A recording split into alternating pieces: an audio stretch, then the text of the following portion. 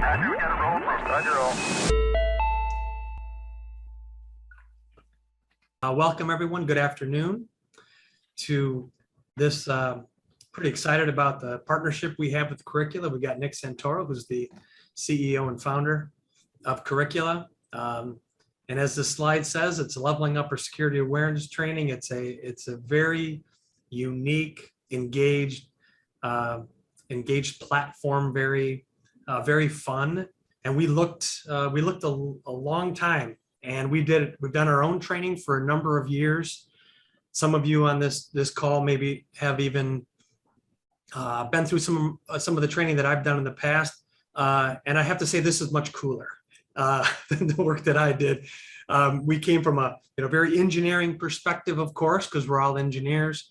And while we provided really good information for our clients in terms of things to do and not to do, there's something very special about being able to accomplish that same goal, except with stories. Stories tend to stick with us longer.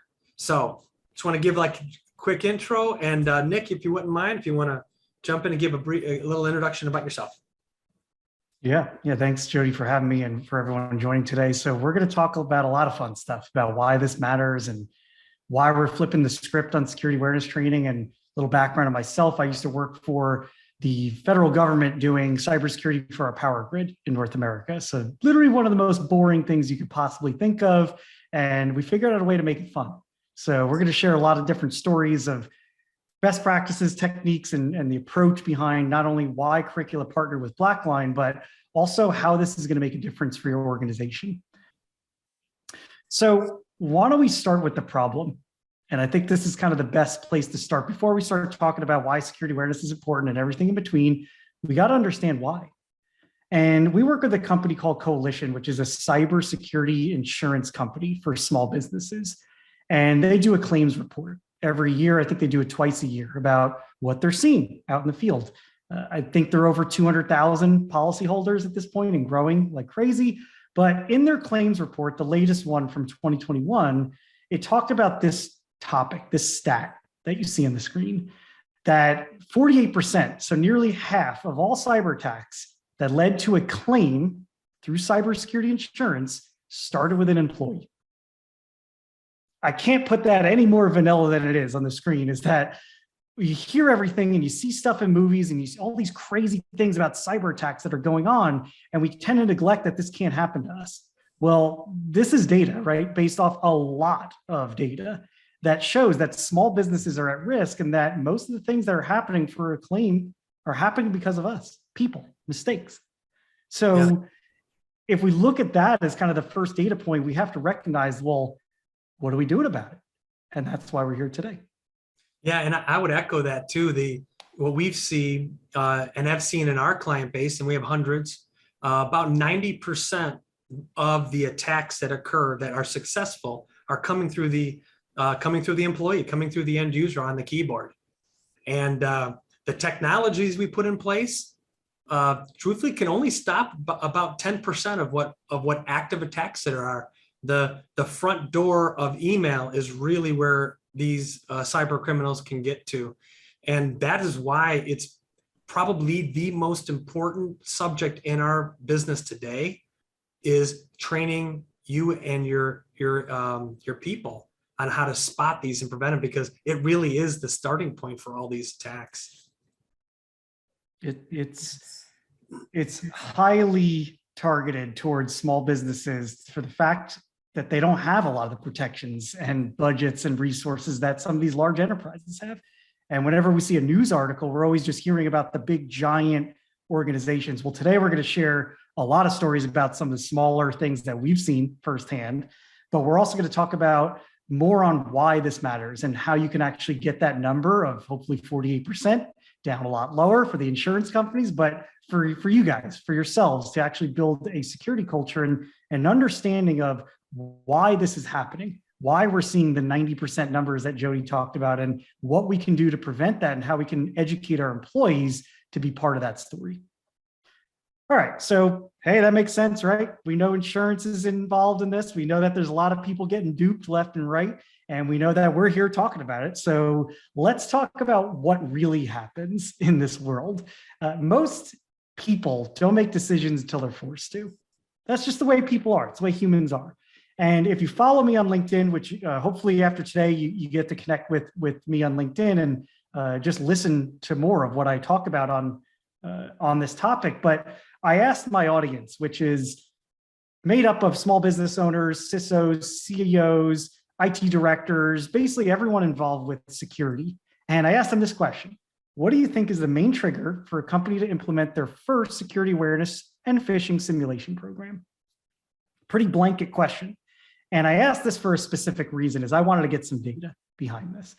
And this is the data that came back. Almost 200 security professionals from all over the globe wrote back on this exact topic. And the number one reason is compliance told me to do it, right? I think this is something that we can't ignore, right? If you're in a regulated industry or you have to follow some type of compliance, well, that's the number one reason on why people do this stuff. The second reason that fell into play here was they were hacked. And typically what happens after you get hacked, it sucks. You have to do a lot of stuff. You have to pay a ton of money to people. You have to typically buy some type of identity credit monitoring for people after that. You have to disclose a bunch of things.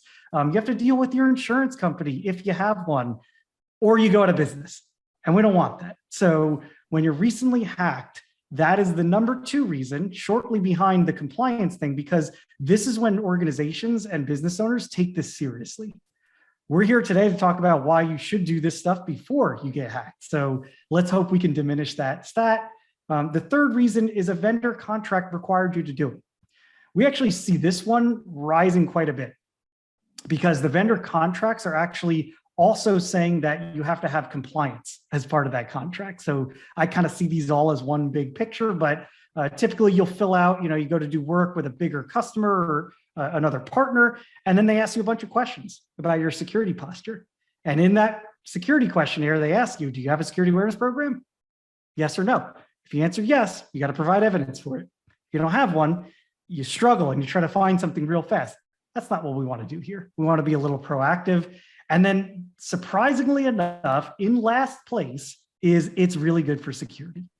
And this is just the facts. I wish that number was higher, but unfortunately we're humans and we don't really make a lot of decisions until we're forced to. So what we're trying to advocate here for is we're going to look at this data and we're going to break apart some of this stuff. And we're going to try to hopefully guide you into making better decisions. So that way you're not relying on compliance or being hacked as the only reason of why you're implementing a security awareness program. But that takes a lot of effort and that takes a lot of education and learning on why this is so important for your business and beyond. Actually, on the compliance side, we're seeing it as well. Vendor contracting compliance is where our customers are coming to us and saying, here's this application, from an insurance agency. Can you answer some of these questions for us? Well, we can only imagine because we don't get a lot of those questions. How many are answering the questions wrong? And answering them as wrong is just as bad as answering them right. Because if you have answer it and you're actually not providing the right information, it could be you may be denied for a claim. We're going to do a whole nother webinar just on insurance and cyber insurance another time, but this is great overview information to let you know, hey, this is what we see out there right now. Right. Most people aren't waking up in the morning saying, you know what, I can't wait to go implement a security awareness program.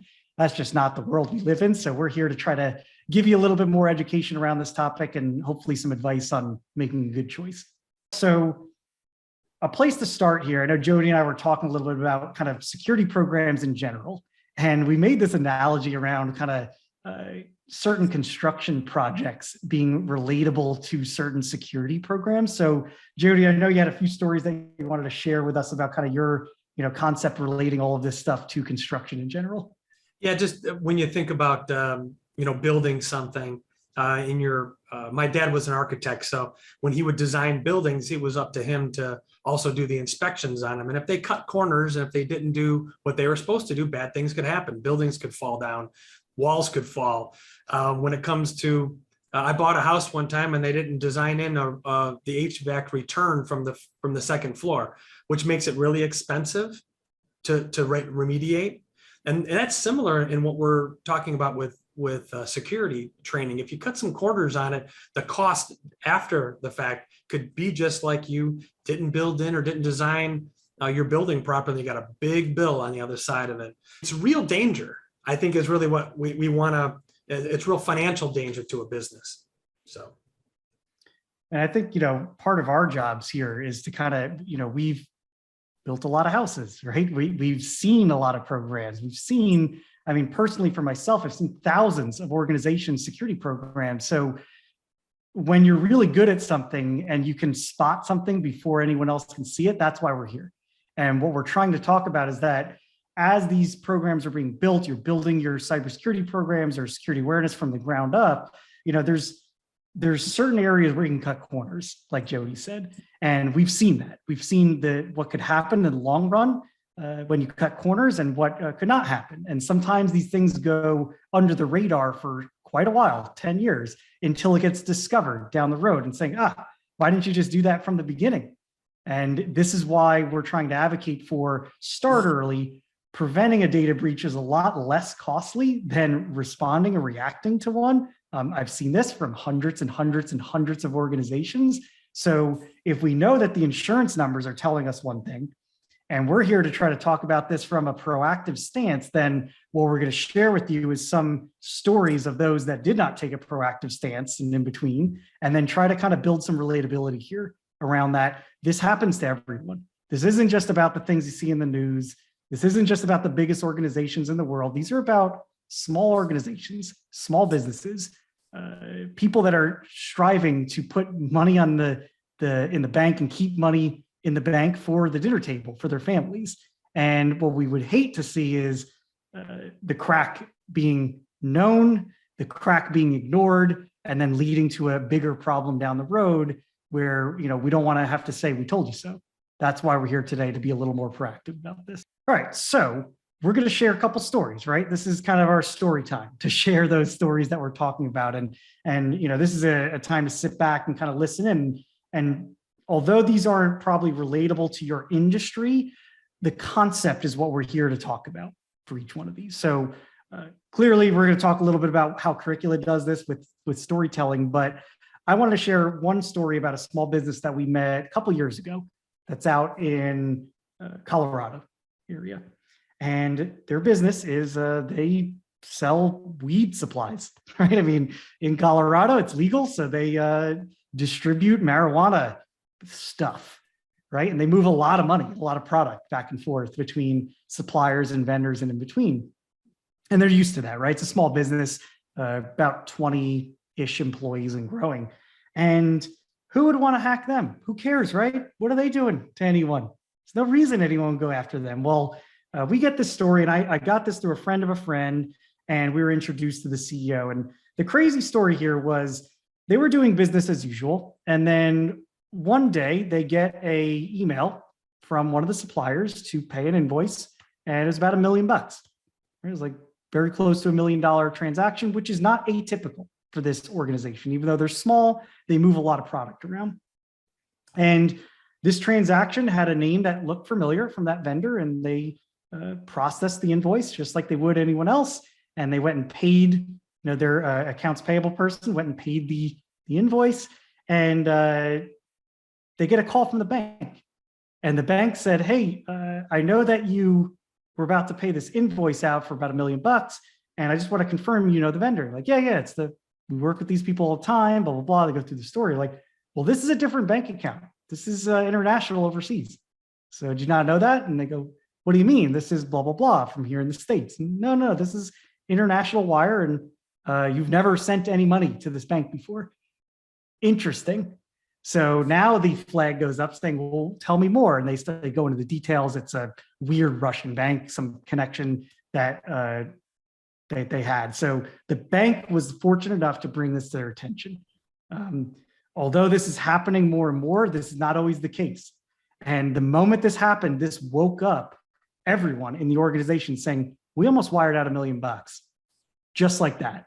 And the only person that saved us was the person at the bank that's responsible for processing wires that didn't need to do this. So that was the moment they woke up. They immediately came to us and they started doing better education and things like that around it. But that is a story to show that as small as an organization can be, and as big as some of the operations could be with them, everyone's a target. And very fortunate that this person was able to walk away and keep their money. But in a lot of circumstances, I've seen the exact opposite happen here. Yeah, we've seen the same as well with, especially when it comes to phishing attempts being more and more sophisticated.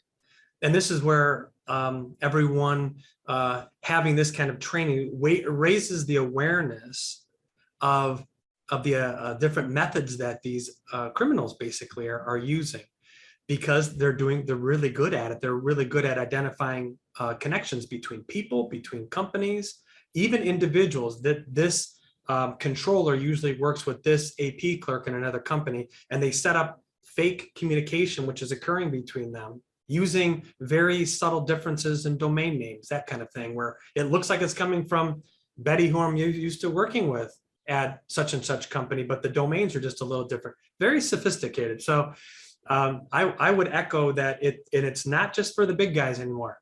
They are targeting small businesses because they like Nick had said earlier, they because of the size and how much technology and how much training that bigger companies can do, they're maybe just a little bit more aware of it.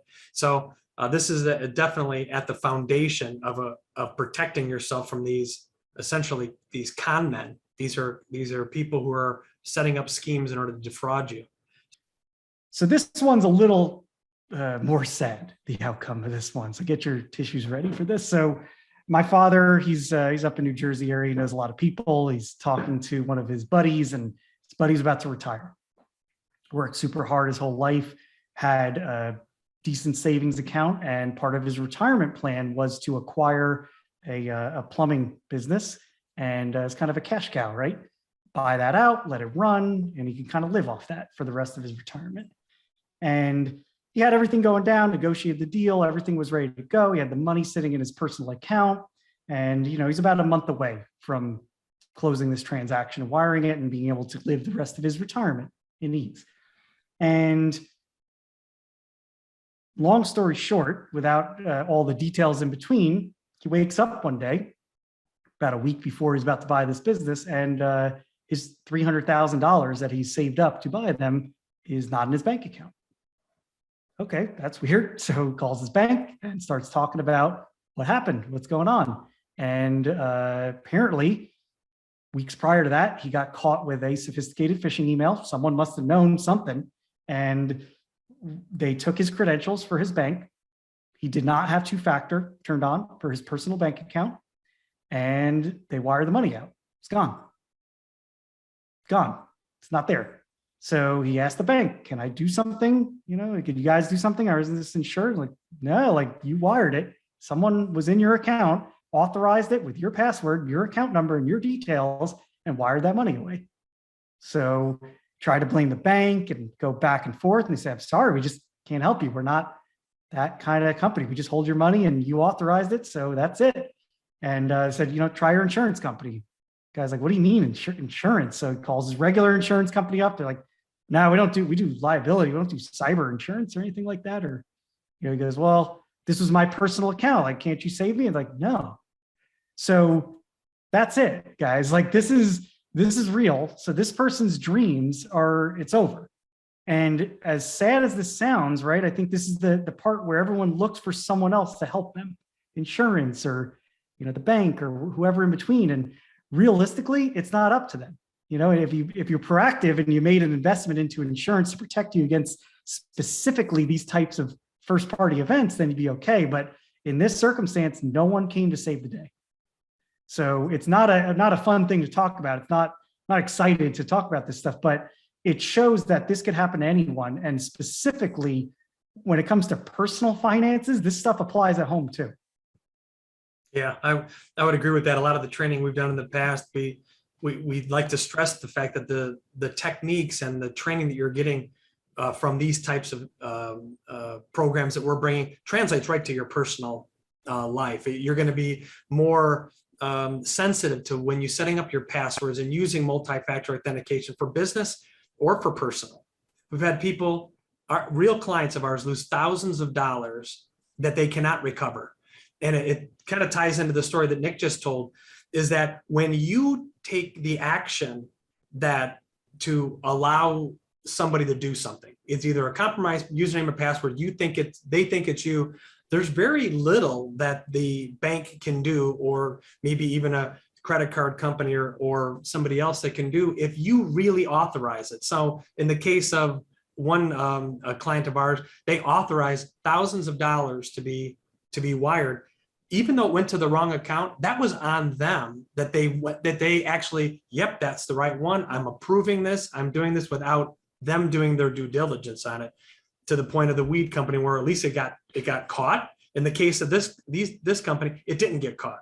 And then they're like, well, I guess you can go to the FBI, and the FBI can look into where the money actually went. They might be able to do something. The FBI is completely inundated at this point. They're going to go right to the top. The biggest ones are what they're going to work on. This is happening so rapidly at this point. You know, 10, 15, 20, $30,000 to us is a lot of money to small companies, right? That's not going to hit their radar. A sad story to share, but it shows kind of the reality and the weight of this, that if I could recommend anything, it's just that don't look for someone else to save you.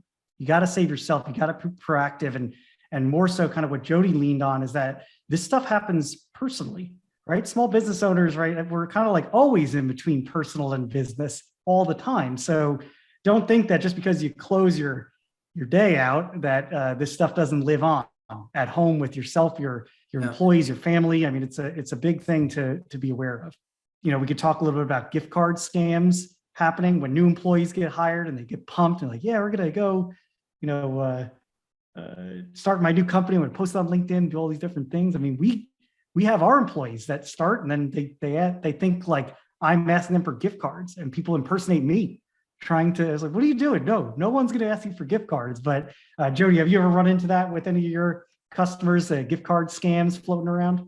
Oh yeah, gift card scams, or as soon as they find out the relationship between one employee and the other, hey, can you do me this favor? And it's supposed to be vague, because what they're trying to do is they're trying to get just engagement from you, right? I can't talk right now. Can you email me? I'm in a meeting. And then they get a response and like, oh, hey, now the scam is on.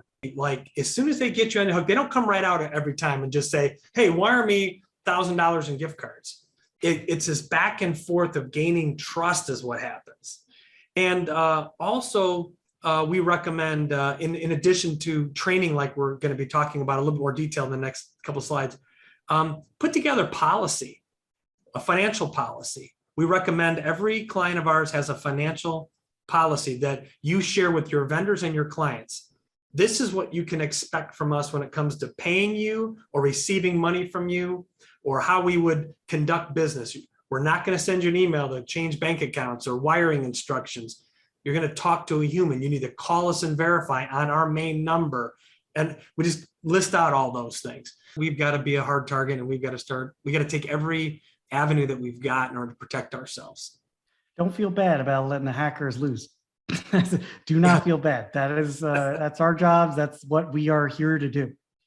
All right. So kind of rough, right? We don't like those stories. We don't want those stories to happen to us. So let's talk about changing that. Let's talk about how we can approach solving for this. And, if you see this little girl here, her name's Dee Dee, and she's a little hacker. She sucks, but she's also really awesome because she kind of lives in this fictitious world inside of Curricula that you don't want to see her, but then you kind of want help from her.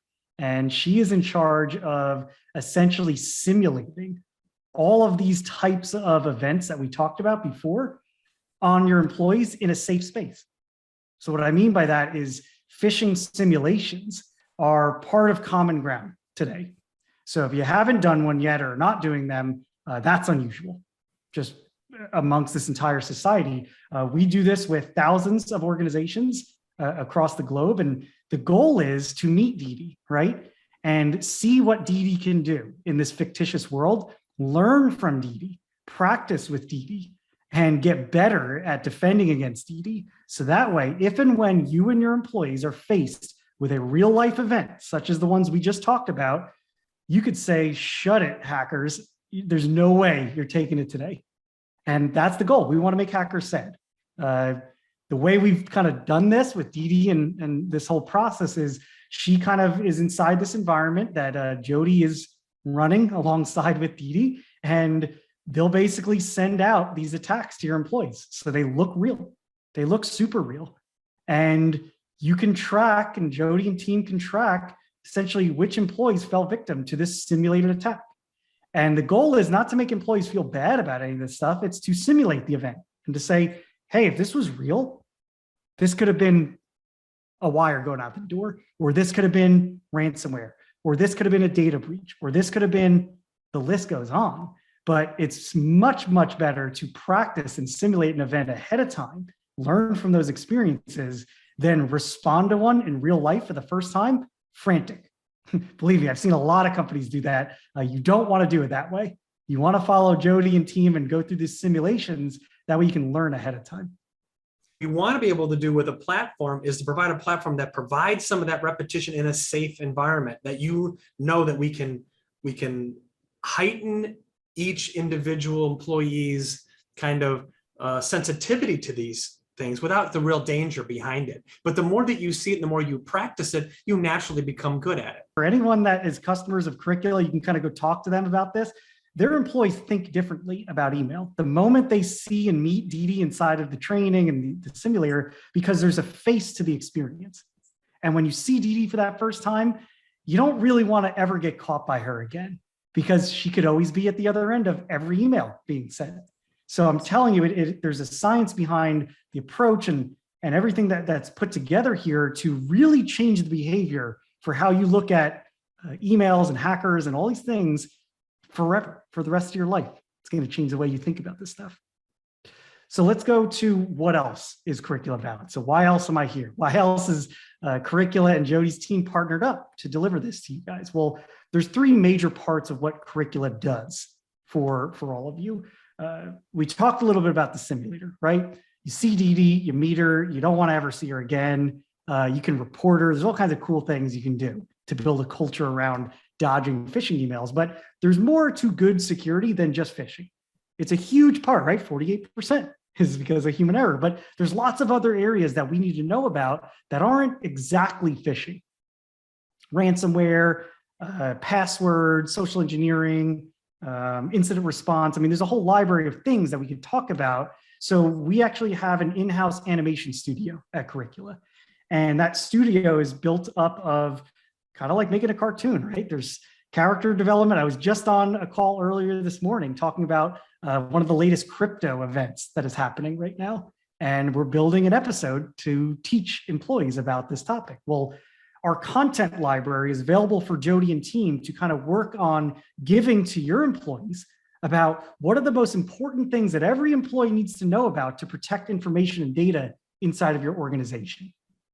So when we do that, we work with our studio to build the narrative around this, and we create a mini storyline that is about 6 to 8 minutes long, has all these fun characters and animations and custom music and all these cool things that bring it together. It's really good, right? We put a lot of time and effort into building one little episode to make this thing memorable, relatable, and make employees actually talk about it.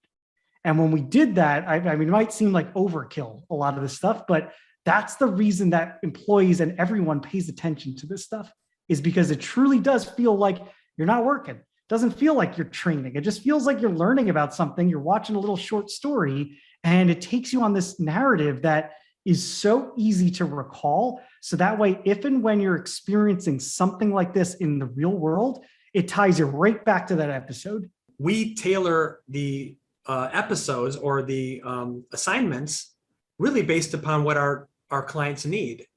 We already have like a predefined for the first year, what is going to be the 2 or 3 episodes per training session that we're going to recommend based upon the client that we have. So we can pull from this inventory. And the goal here is to create some type of tension in your organization where you're watching these episodes together as a community. And when you go through an episode and you talk about, what happened at the university or what happened with the, Dee Dee's ice cream getting stolen, you start to have this common culture around these episodes, no different than you would watch a season of something on Netflix or HBO or whatever it may be. You can have a conversation around it.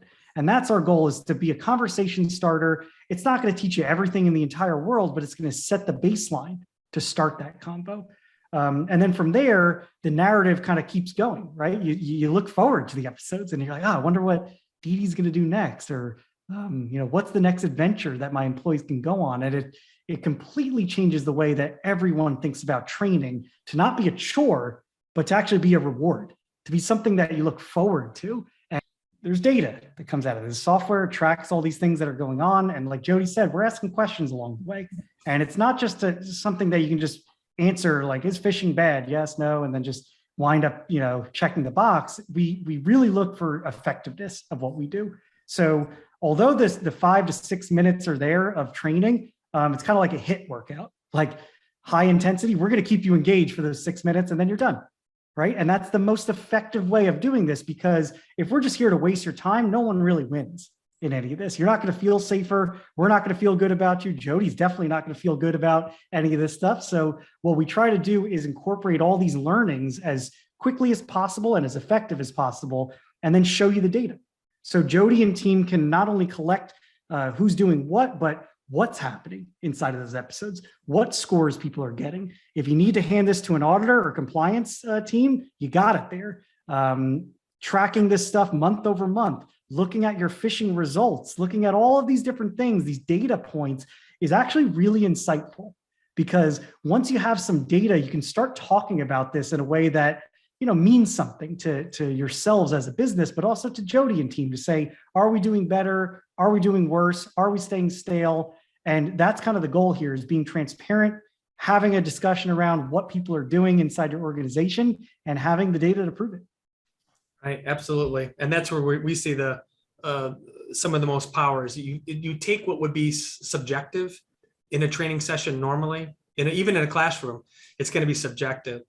And we really looked for a tool that was going to provide us objective data so that we could really measure if people were getting it, as opposed to, they attended some class online, they watched the video, but there's really no objective data there. Yeah, that's it. I mean, at the end of the day, this is what we're shooting for: outcomes. Doesn't matter. Outputs are the data and the numbers. Those are all easy to get, but it's all about, how do people talk about security in an organization? And a lot of what we've designed, and why Jody and team has partnered with Curricula, is that this is all we do, right? We're specifically focused on making security awareness awesome for everyone. And we have kind of a behavioral science approach to different techniques on how we do that, which we described a little bit, but seeing is believing, right? It's one thing to hear us and talk about this stuff, but the reason we're here is we want this to be successful for everyone. And then the next step is talk with Jody and team and figure out, how do we get this running? I want to see it. I want to see the magic happen. We have an acronym, we call it ACT, A-C-T.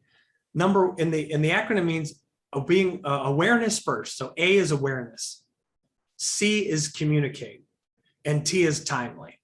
So the security culture becomes, you're aware of it, like you trust nothing when it comes to email, first of all, and then you communicate quickly to your team members, maybe to your IT, to us. We've seen that the more aware people are, the quicker we get engaged to say, is this real? Is this something I should be concerned with? And it's important to do that timely. Don't wait for 2 hours, 3 hours the next day. If you see a suspicious email, there's a good chance that other people in your organization are getting the same email or something similar to that. And so the more timely we are, we can then help you and your team be aware of it, and maybe even put some preventative measures in place. But you're also participating in a broader security culture by being better. Here, for someone who doesn't have anything in place today, how do I get started? That's for you, Jody. Yeah, that's pretty simple. It's contact either Renee and I or your account owner and say, hey, we're interested in taking the next step. We want to understand what the costs are, what the timing is like, and we'll be happy to get that rolling. And it's a very straightforward implementation, if you want to call it that. It's going to be loading your people's email addresses into the platform, And then we build together what the training cycle looks like. And that might be another question, which is like, what's a recommended kind of reoccurring, let's call it timing. And we recommend that at least phishing attempts be done every month. With every quarter, we do some sort of assignments for your team. So it's not like they're having to do 3-4 assignments every month. We recommend that you do 3-4 assignments every quarter, but you do phishing tests on the regular. And that is like I said, once it gets into the platform, it's pretty straightforward. Yeah, and this is very flexible, right? Every organization is different, but these are best practices. These are, if you want to do the best you can to create a better outcome for security, then Jody and team are experts on this now. Like, they live and breathe this stuff. They want to make you better, so they wouldn't give you the advice that isn't going to do that. Here's one on: do we forward the email we suspect phishing to you? Phishing. So here we go. Phishing with a PH. So that's a good one, right? Inside the platform, you could actually catch Didi in the act and get rewarded as an employee. So Jody and team can set that up for your organization. So that way you could basically, when you see something that looks dangerous, your employees could forward it to like a phishing@yourcompany.com, and then that'll get captured and rewarded inside the app. And then Didi will say like, ah, darn, you got me. Nice job. And again, that's all to kind of gamify the process to reward employees for doing the right thing. We touched on it earlier that, we cover all of the topics that every employee should be aware of today. So everything from phishing, social engineering, ransomware, passwords, incident response, physical security, social engineering. The list goes on. So what's important to recognize about that is, along the way, when you're creating kind of a content strategy with Jody and team, it's important to recognize like what's important for your business. If you don't have offices for physical security, you probably don't need that episode, but I'm sure you can pick from a library of other topics to communicate to your employees. Yeah, the couple that I would that we recommend, and they back to the phishing. We've been talking a lot about phishing for sure, about how people get taken advantage or duped with phishing. But there is a lot of other topics that are very important: credential management, setting up strong passwords, and why. Wi-Fi. That's something that affects both personal and professional. Wi-Fi networks, what's dangerous about them, how to protect yourself. Most probably people on this call use VPNs of some sort. Why VPNs are important? Yeah, they sometimes add overhead to what you're trying to do, but also why they're an important technology to use. Another one is incident response. That's a good topic. And not only from a perspective of raising awareness as a company, we recommend that incident response is similar to what would be considered like a business continuity thing. Is there any regulatory avenue where we can report phishing emails? Since they are more and more robust, we need to track them down. I'll give you my take on this one and why I think it's important. There's probably like 47 different places you can report phishing emails to across this world. And everyone wants it, right? Everyone wants to see it in one way or another. We get the IRS calling us all the time because we look like the bad guys. We're actually not. We're actually trying to help. And so they get angry at us and everything in between. So that's why everyone wants to know about it. The problem of choosing one or the other is like, first thing comes first, protect yourself and your organization. So the reason we see this is that sometimes employees will go on a rogue mission and report simulated emails from us to other people. And that's cool. You could do that. It doesn't really do anything because all that does is improves Google's or Amazon's or whoever's own program.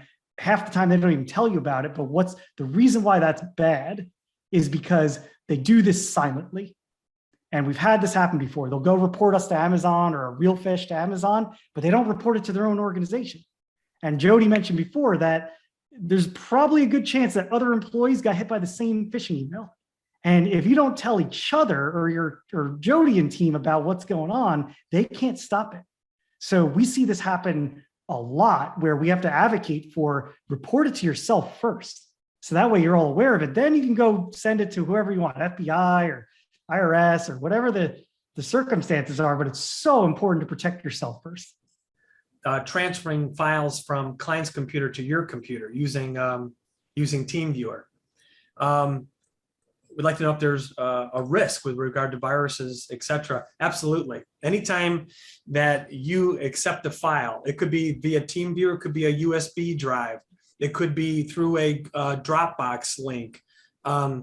There's always the opportunity to transmit a virus via those. And even if, even with antivirus software loaded on those devices, there's still going to be a risk to that. And what probably would be appropriate is to come up with a file transfer method besides just direct downloading without something in the middle of it. So there, or a platform that can be used that might be appropriate depending upon what you're trying to accomplish, especially when you're using TeamViewer. There might be a better solution to that. The next one is business continuity leading tabletop exercises, and absolutely. I mean, our objective is to be your IT counsel. It's to be to evaluate your specific organization's got its own IT profile. Is the best way we put it. Your business and the businesses that are on this call have what we call a super Walmart of availability of tools and solutions in the world. Just massive amounts of tools and availability, tools and systems and solutions that are available. Blackline's job is to walk into that super Walmart with you and take you to the right aisle and pick off the shelf the right one that you guys need. So involve us in the process. And I guarantee you, we're going to give you good counsel of which direction to go, because you're going to be overwhelmed with by doing a web search for some of the things that we're talking about. It's like it almost is you don't want to even do it. So you know, let us help you. That's really what we're about. You know, the big thing there is with cartoons, it's not really, doesn't matter, right? I mean, Toy Story had $30 million budget, Titanic, like a $300 million budget or something crazy like that. Both good movies. I think really what we advocate for is like, you got to care. You got to put in the effort, and clearly we do. We do all of our style of training inside of animation. So we just chose that route because we're able to do it really effective. But I wouldn't say there's anything right, wrong, or in between. It's just a matter of, hey, if it's cringy to watch, it's going to be cringy and your employees aren't going to like it. We do our best to create these storylines and character development so that way it's fun, and there's a lot of care that goes into the production of these things. Yeah, and I would not that I have any vested interest in what they're doing per se in terms of how they present their stuff in cartoons, but cartoons also give you a lot of dramatic license that you can't get with just doing regular video, right? You can have the stories be a lot more rich. I found it to be effective. It's not distracting. I think it gets the point across that we're trying to do, and I think it can do that much more effectively, personally, than trying to do something live action. And then I got one more question here about getting started. Training again just takes a few minutes, 5-6 minutes per episode, or per assignment. We recommend those assignments be quarterly, semi-annual, or annual, but quarterly is probably the most effective. There's too many threats, they change too rapidly. So, you know, doing 3 episodes that take, 5 to 6 minutes, you're talking about 15 minutes worth of time once a quarter for training, 15 to 20 minutes when you put stuff on the other side of it. A very small investment in terms of time. And the impact, so it kind of goes hand in hand. What's the impact? The impact's going to be low in terms of really taking away time from your team. Anything else that you've seen, Nick, from the feedback that you've had from your other clients? Yeah, no, it's just, you guys have the best practices and guidance to set this up on their behalf. And if they want to get more involved, they could always talk to you and say, I want to choose these things. But that's the goal of it, is that it's got to be easy. It's effective, and more so, we want to see the outcome, right? If this doesn't do its job, no one wins. We're not happy. Jody's not happy. You aren't happy. So really, it's aligning those expectations, creating a program, and then a strategy, and then measuring the outcomes. And I'm telling you, I have seen this a lot for organizations that went from nothing to doing something, and it's a joy to watch, because that's why we built this entire business, is to make people feel better about their security defenses. And what you have seen today and heard from Jody and myself is a step in the right direction to get there. Yep, I would echo that. It's a combination of technology and training. technology, that's what we're here for. We, our team, we put in great technologies and systems and best practices. But as we said, that only really captures 90% of the threat vectors. They're important ones. Don't get us wrong. We don't want to minimize the importance of firewalls and keeping your security platforms like Barracuda and web filtering and such in place, or your web root for your antivirus. Those are all necessities. But we found that this training is where the greatest really risk happens to be. So thank you so much, Nick. It's been awesome to have this conversation with you and to bring your team together and all the things that Curricula does. I think it really is, it showed well. I appreciate everyone who's joined, taking your time out of your day. You guys are busy. You got businesses to run. We respect that. Thank you for investing time, your time to talk to us about this. And please let either myself or Renee or your account owner know if we can be of assistance in this area. We'd love to continue to explore with you what can fit with your business. That's the key. Everything can be customized. So whatever we can do to help you be successful and be protected, that's what we want to do. Thank you so much for your time. Roger, we got a roll from. Roger, roll.